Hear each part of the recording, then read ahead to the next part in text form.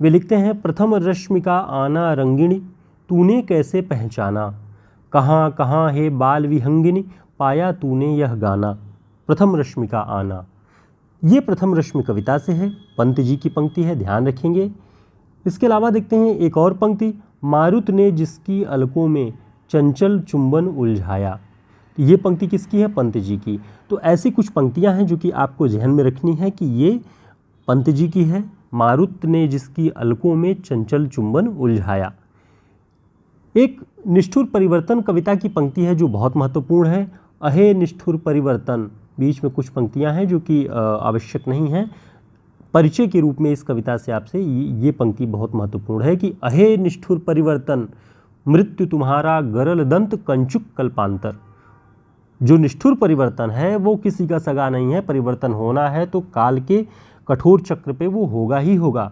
मृत्यु तुम्हारा गरल दंत, विष वाले दांत हैं मृत्यु तुम्हारे, ये जो मृत्यु है वो परिवर्तन का गरल दंत है। तो ये कविता की पंक्ति पंत जी की है, ध्यान रखेंगे। आगे देखते हैं कुछ और महत्वपूर्ण पंक्तियां हैं। सुंदर विश्वासों से ही बनता रे सुखमय जीवन।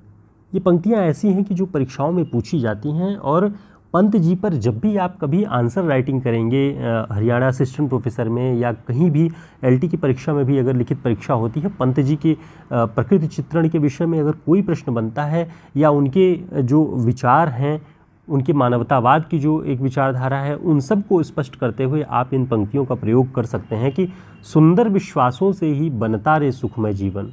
सुखमय जीवन के लिए सुंदर विश्वासों का होना बहुत आवश्यक है, वो मानव जीवन का एक आधार है सुंदर विश्वास।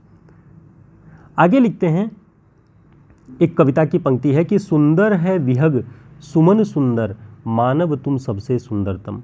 हम लोगों ने एमए के दौरान में पंत जी की जो कविताएं पढ़ी हैं उसमें ये पंक्ति बार बार हम लोगों के सामने से आई गई है।